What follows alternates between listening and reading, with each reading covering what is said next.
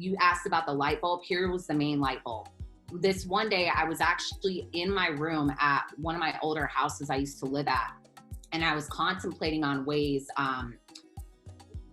to commit suicide, like genuinely. I was looking at different threads on the internet and I was like, let me think of different ways. Like, how am I going to know for sure that this is going to work?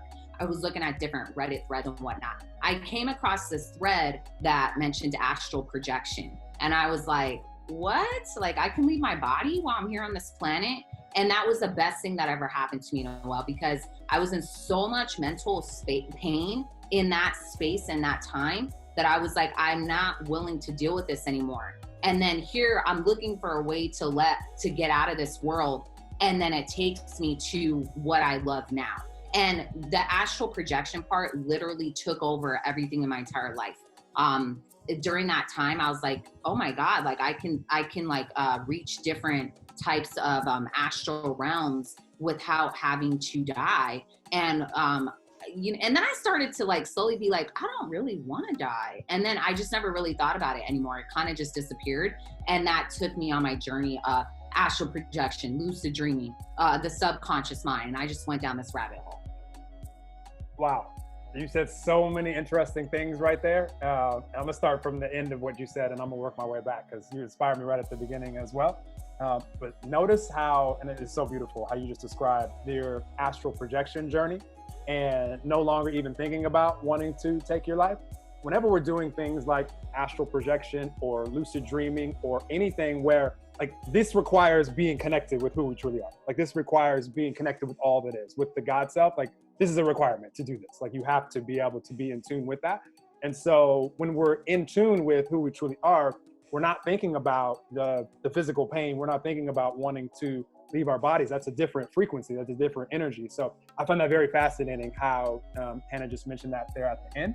And just going way back to the beginning of what you shared. And I love how it was so beautiful how you made everybody comfortable. At least you made me very comfortable how you describe like religion and what you're just no judgment there for anybody. Like, it's perfect for what you are, where you are on your journey, and it's helping you evolve. So I totally resonate with that for sure. At this point for me, I'm very appreciative that I too grew up in a very conservative Christian Baptist home. Every church every Sunday was mandatory with mom, whether I wanted to fake an illness so I could stay home and watch the basketball or football games, or it didn't matter. Like it was coming along. You'll sit in the car if you don't feel good enough to go in, but you're coming. was my mom's reply to that. So my point is, I'm really appreciative now because the way that I can give people peace when it comes to whatever it is that you believe in. Even in Christianity, like you believe in Father, Son, Holy Spirit. And a lot of times people are thinking about the external, the separation, like God is some like source, some being outside of us, some man sitting up on a cloud somewhere, judging us and blessing us if we're doing good and cursing us if we're doing, not so good. I'm not gonna like challenge your beliefs when it comes to that, but I will say that the separation part is something that if you really pay attention to the spirit part, where all Christians believe that the Holy Spirit is inside of them, like that is the God energy that Hannah is talking about. That's like if you look at the sun, imagine the sun being all that is, being God, being the universe, and what we are the sun rays. So we're fractals, we're elements of that God energy. That's who all of us truly are. We're waves in the ocean of all that is. So yes, we're not God in its entirety, but we are that. God is who we truly are. Like we're just fractals of it. We're elements of it. So it's not some separate being. It's like that's what's flowing through us. What we see is these avatars, like these. You call my avatar Noel, you call Hannah's avatar Hannah, you call yours whatever you are. But what's like powering that is that God self, and that's who all of us truly are. And that can make us all super confident to go out there and live, and also humble to where you're not any better or any worse than any of the rest of us. Just like the waves aren't out in the ocean saying I'm better or bluer than you or warmer than you, so you suck. Like it's just silly how we operate as humans sometimes because we don't know who we truly are. And when we do, that silliness kind of can stop because you're not going to judge someone and condemn someone and know who you truly are at the same time. So love how you broke that down. Oh my God. So much fun. I appreciate all the. One of the biggest lessons I've learned is expectations on people will literally destroy your life. I've seen it in marriages. I've seen massive amounts of divorces throughout my life with people I love the most. And I've seen it all boils down to expectations. If we as a collective could realize that there is no need to have expectations on other people, yes, boundaries are important, but when you don't love from a space, when you start tapping into unconditional love and you realize, I am not going to love this person just because they did XYZ. And if they didn't do XYZ, I hate you and you're cut off.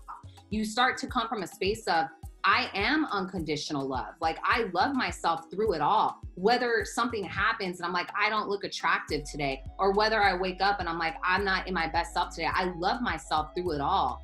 So I bring that to my relationships and I'm like, I am going to show up for you and I love you regardless of what you do. And it is a process. There are times where expectations try to creep up in my mind, but then I have to ground and center myself and realize, like, no, unconditional love has zero expectations on other people. Wow. If you guys are out there looking at Hannah right now and you're like, that is an awesome human, then just know that that is a reflection of you. So she is showing you what it's like for all of us when we choose to continue to evolve here consciously in this life experience. And this is a reflection of you. So you're out there, you're doing this too. If you're attracted to listening to this or watching this, first of all, if you're watching this right now, hit the share button, because this is going to be very valuable for humans that are ready to receive whatever it is that they're ready to receive from this conversation. And so beautiful. Like, I love the relationship topic, because that goes for relationships and anything that we're seeking externally in order to feel whole and complete internally is going to cause the same, pain and heartache. It's just going to be more suffering unnecessarily, because if you're not doing this, then yeah, I'm not happy with you. All of these things external. If I don't have this going on at the job, if my coworkers or my boss aren't treating me this way, then I'm not going to be happy. If whatever it is that's external that we feel that we need in order to feel good on the inside, like, this used to be probably my greatest weakness. And I'm sure all of us have experienced in life, as far as just wanting to, I felt good on days where cool things seemed to be happening in my life on the external. And on days where it was like, this challenge is happening, then I felt miserable on the inside and didn't really understand that I could reflect from the inside, all of us do, as far as what it is that we want to see on the external. And the beautiful thing that happens when we choose to, and when we realize and we understand and we're aware that we're whole and complete now, and we can be happy regardless of what our person in our relationship is doing or not. We go into that relationship and maybe they do something that you really enjoy, whether it be, giving you something, words of affirmation or physical touch or, whatever your love language might be out there. Then it could take it to a whole nother place, because energetically you are already vibrating as far as who you truly are before even having the external experience. And yes, we came here to be external. The reason why the spirit world can't feel how we feel here as human beings is because once you're back out with all that is, you leave this physical avatar, all you are is unconditional love. All you are those frequencies that we're describing. So what gives us the ability to feel is the contrast while we're here, the polarity, the hot and cold. That's what allows us to feel, what it is that we feel. So it's a blessing. And this is why all of us wanted to come here, because this is what's allowing our souls to evolve. So it's beautiful, the example that you're setting, and I'm totally mirroring and reflecting you. So I'll just speak for everyone. And when you're saying that Hannah is an awesome human, like, I'm feeling that, and that was me wanting to share that. Thank you. Noelle, can I give them some practical tips too? Of course, please. Anything that's okay. For videos of hundreds of conscious conversations like this one, as well as live workshops, head over to universalabundance.co. That's universalabundance.co, and join the Universal Abundance community. And if you help us share this consciousness, as a result, attract and manifest unlimited abundance to you. Love and appreciate you all. Talk to you soon.